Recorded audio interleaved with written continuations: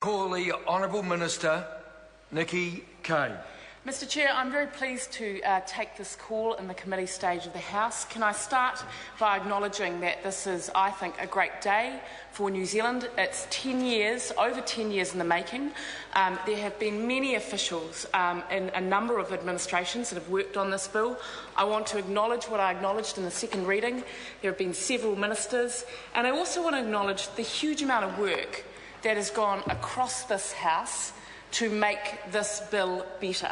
That is also that this bill is supported by the Labour, Green Party, United Future, I believe ACT Party. I think Brendan Horan is supporting it.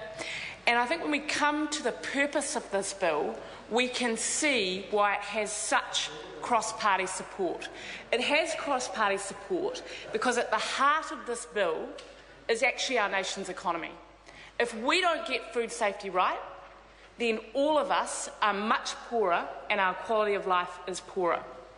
And what this bill does is two things. The first is it says we are actually going to base our food law on the risk of food and not buildings. A 30-year-old statute that we are on the cusp of replacing will actually ensure that food safety is based on the risk of food and not buildings, an outdated, not modern statute. The second key thing that has actually been at the heart of much of what I think was some genuine concern about this statute has been allowing New Zealanders to do what they have always done and not have compliance costs on so many small businesses. That is why I'm very pleased that the Select Committee took a lot of attention to understand the impact on small businesses. This is a sliding scale regime. The advice that I've had is $40 million in compliance costs will go out the window with this bill. The second thing is, as we saw with the sausage sizzle issue, that was an issue very dear to the heart of New Zealanders, and I think the Select Committee have really improved the bill to ensure that those community groups that are fundraising can go on and do what they've always done.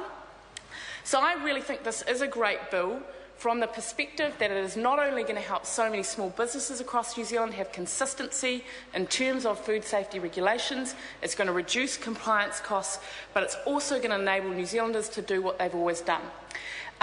In terms of, there are a couple of SOPs, and I just want to address the SOP that both Damien O'Connor and also Stefan Browning has a variation within the House. From our perspective, New Zealand has country of origin labelling. It is voluntary, and I have actually been doing some work to look at what that coverage is. And what I can tell the House is that the advice that I've had is in terms of single ingredient country of origin labelling, and I want to talk about the difference in a second, we estimate about 70% of coverage happens in terms of country of origin labelling single ingredient. So that's fruit and veg and meat. In our supermarkets, about 70% of them have country of origin labelling. So the question is twofold. How do we possibly encourage more of that? And then secondly, is it appropriate in this statute to pass a law that requires mandatory country of origin labelling? The first point that I want to make is, and I think this is very relevant for the opposition, is I believe, or that some of the advice that I've had, is we would actually be breaching the Australia-New Zealand Food Treaty if we pass this law. We have set up a regime where we've been really clear, and Mr O'Connor, you have mentioned in your speech, that we develop standards with Australia. Yes, they have developed a standard in this area, but we absolutely have the ability to adopt country of origin labelling through that process that we've agreed with Australia to pass a law via statute rather than the code is actually not the process that we've agreed with Australia, and from my perspective it's not appropriate in this bill.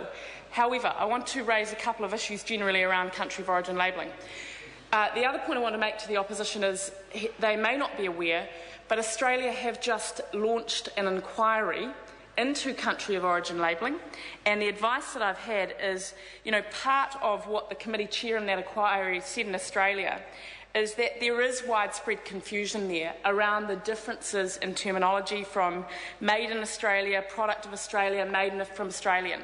And what this is about is actually recognising that while it may be relatively easy, Mr Chair, Honourable Minister, relatively easy to deal with single ingredient country of origin labelling, when you are asking and trying to pass a law that you may have 10 to 12 different ingredients, the reality, and as I think Australia are finding, one, the complexity of trying to then label the source of all of those products, two, the cost to business to be able to do that, and then three, and this is why I think Australia have launched this inquiry, how meaningful is it actually to consumers if you've got a whole lot of different sources of ingredients?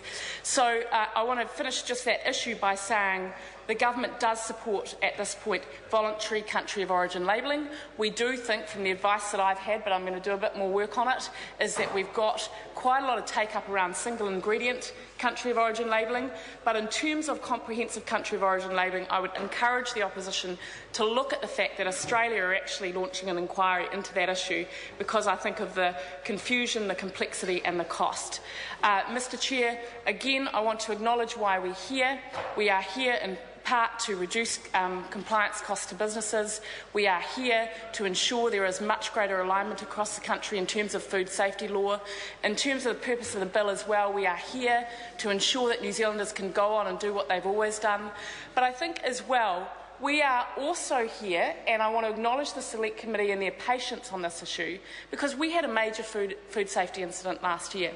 And I think what that incident outlined for us is, one, the importance of food safety to New Zealand and our economy, but secondly, the need to ensure that we get not only our primary legislation right, but also do whatever we can to reduce complexity in some of those tertiary instruments. So I think this is a great bill. It's going to be great for New Zealand. I want to acknowledge again, while that we may have a few differences in terms of some of the SOPs, the incredible support that has happened across the House to make this bill better. Thank you. I call the Honourable